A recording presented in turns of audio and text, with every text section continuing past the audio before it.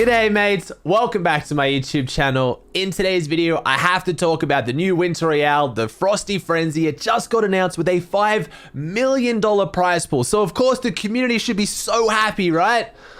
Well, they're not, and I'm going to talk about why. Console's pissed off because Console isn't getting their own prize pool, so you think, okay, cool, well, Console's upset, but then the pros must be happy. No, the pros are pissed off because they're saying the prize pool's split too thin and not enough of the money is going to the very top. So I'm going to break all that down. I'm also going to teach you some strategies for how you can place in this tournament because the formats on each day are very different, and if you don't change your playstyle or you haven't really looked into it, you won't place anywhere near as well. And on top of giving you guys the information, you know I always want to help you guys place and get some earnings, so I'll talk about that at the end. I also want to touch on how it looks like one of the best, if not the best teams in EU has just split. Your trio FNCS champions Mongraal, Mitro, and Tayson have just split up as a team 2 days out from this tournament. Before I jump into the video, one of the most important things for you guys is to find good teammates for this tournament. Epic didn't give you a lot of heads up, but jump in my Discord. It's discord.gg/Aussie. I have over 22,000 members, and I have looking for group sections for every single region, console and PC. So jump in there, look for a teammate if you haven't already found some. All right, let's get into the video.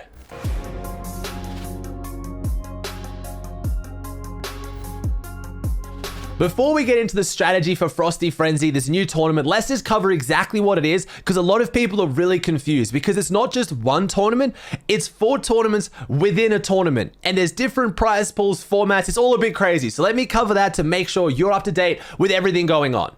Frosty Frenzy or Winter Royale 2.0 is going to take place on December 12th and December 13th or December 11th if you're in the Middle East. Now, all the rules that I'm getting is going to be on the official post that Epic Games made. So if you don't want to read anything, you want to go through the rules, feel free. But I'm just going to quickly run through it and I'm going to pick out the main parts. I'm not going to cover every single thing, but just the main parts that you need to know. So firstly, it is a trios tournament. I can't find any qualification that you need. It doesn't say what rank you need to be in arena. It just seems like it's open to everyone. You don't have to register, so jump on, go into the compete tab, make sure it's there for you, and you should see 4 different tournaments with 2 rounds each in each tournament. Now, each round only lasts 2 hours, not 3 hours. It's different to what you're normally used to for tournaments, so make sure that doesn't trip you up already. Now, when it comes to the actual format, the format is different on each day. So it looks like there's 2 tournaments on each day, making 4 tournaments total, but each one of those tournaments has 2 rounds. So don't get confused here. I'll show you in the compete tab so you can try and follow along. Now, day 1, session 1 and 2, so there's going to be all the tournaments on day 1 are going to follow this format. It is going to be a Victory Royale is worth 30 points and eliminations are worth 2 points, which means that it's only 15 eliminations for a Victory Royale, which in trios is very, very elimination heavy. And I'm going to talk about strategy later for that. Now, if you look at day 2, session 3 and 4, a Victory Royale is worth 25 points. Each elimination is worth 1. Now, this format is much more placement heavy, but also the placement points are given out a lot earlier. So again, I'll talk about strategy a bit later for how you should play each one, where you should drop, stuff like that. Now, the main thing we have to get to, the prize pool. Like any 2-round tournament in Fortnite, if you want to play round 2, you have to qualify through round 1. So if you're in NA East, NA West, EU, or Brazil, you're going to have to come in the top 500 trios. If you're in OCE, Asia, or Middle East, you're going to have to come in the top 250 teams. Now, that is for the round 1 of each of the 4 tournaments. So there's 4 round 1s and there's 4 round 2s. So if you don't qualify out of any of the round 1s, you're only going to be able to play 4. Just to make that clear. This is what has people really upset or a little bit confused. It's $5 million, but the way the tournament works is because there's 4 tournaments, 2 on each day, you can win money in every single one. So that's where the prize money comes from. Because when you look at it, it doesn't sound that impressive for a lot of people. Let's just take NA East, for example. If you're in NA East, for first place, you're going to get $1,800. But unfortunately, or fortunately, however you look at it, if you're in 25th place, you're still getting $1,800. So first to 25th is the exact same prize pool. That's obviously upset pros a lot, but let's keep going. 26th to 50th, you're gonna get $1,200. That's it. Top 50 is the only way you're going to get prize money for this. Now, that's going to be on every single day. So you can win that 4 times. So if you get top 250th in NA East 4 times, you're walking away with just under $5,000. So it's a lot of prize money on the line, and it's giving a chance for a lot of other pros to jump up and get a good chunk of prize money, but it's not spread as thin as what Winter Royale used to be. Winter Royale used to go all the way down to like 300, 500. I think it's even further than that. Was it even in the thousands? I don't know. Let me know in the comments, but I remember Winter Royale being crazy spread thin. So you can understand why the casuals aren't too happy, because a lot of them won't be able to get top 250th or top 400th, what it is in Europe, top 400 in Europe. Like, that's a lot of people, but at the same time, that's not so far down the casuals to get a lot of money. So there's no console prize pool either. And that's what's really upset people. Because if you're on console, top 400 would be doable for a lot of casuals. They could get top 400 on console.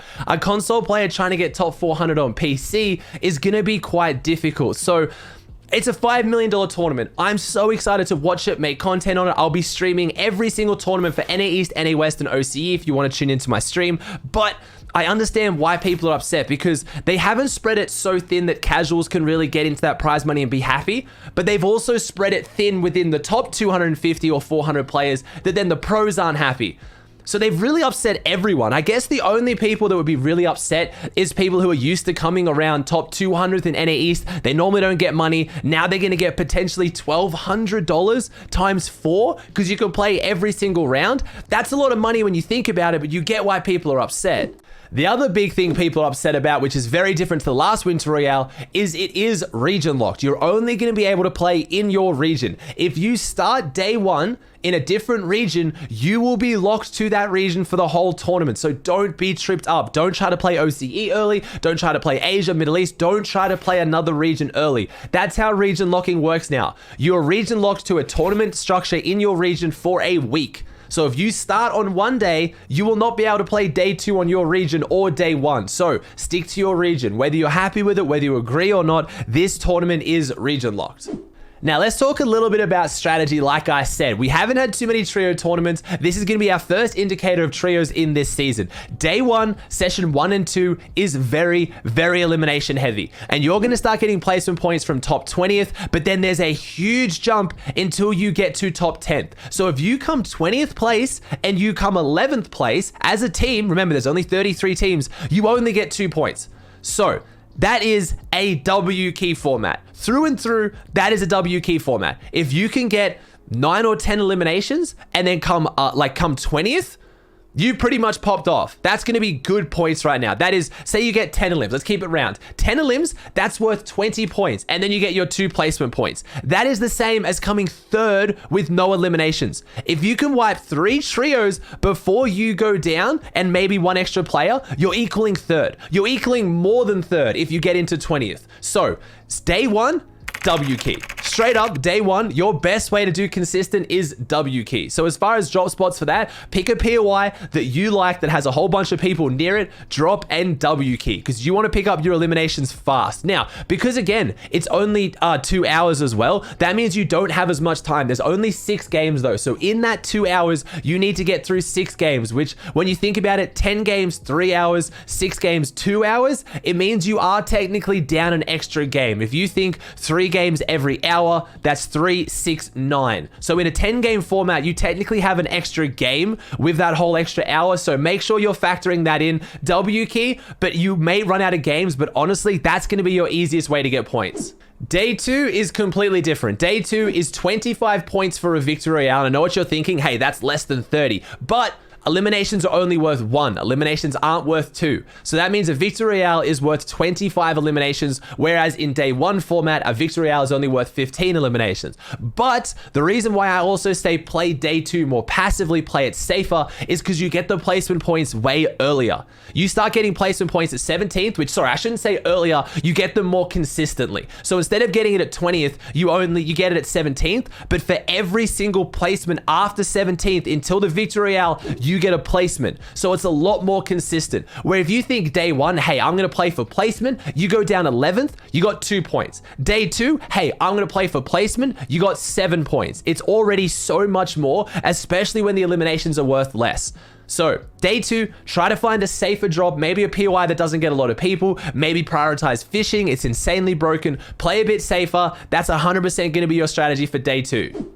That does it for Frosty Frenzy. Again, I'm super excited. It's $5 million. That's going to get people excited. That's going to get people playing. It's crazy as a community. We now complain about $5 million tournaments. I get the prize pool could have been a bit better for console. I get the prize pool could have been better for the pros. I get it. But at the end of the day, compared to nothing, it's still going to be really good money for those pros. Even if you come first all 4 days, you're still walking away with $5,000. That's not too bad. Compared to other esports, that's still ridiculous. Console players, I get your frustration. I know you want your own prize pool. Hopefully this isn't a sign of what's to come. I do still want to see console specific cash prizes for cash cups, things like that. But for one tournament going up against the PC players, you guys will manage. Some of you will still be able to place if you're really solid. I mean, like I said, you got people out there like Bizik who managed to come top 100 in the Nikkei 30 Cup. There's people who can do it. Just see it as a good form of practice. Have some fun with it. Enjoy it and start to get into trios because that's what's going to be coming up for FNCS and you're going to have to get used to it. But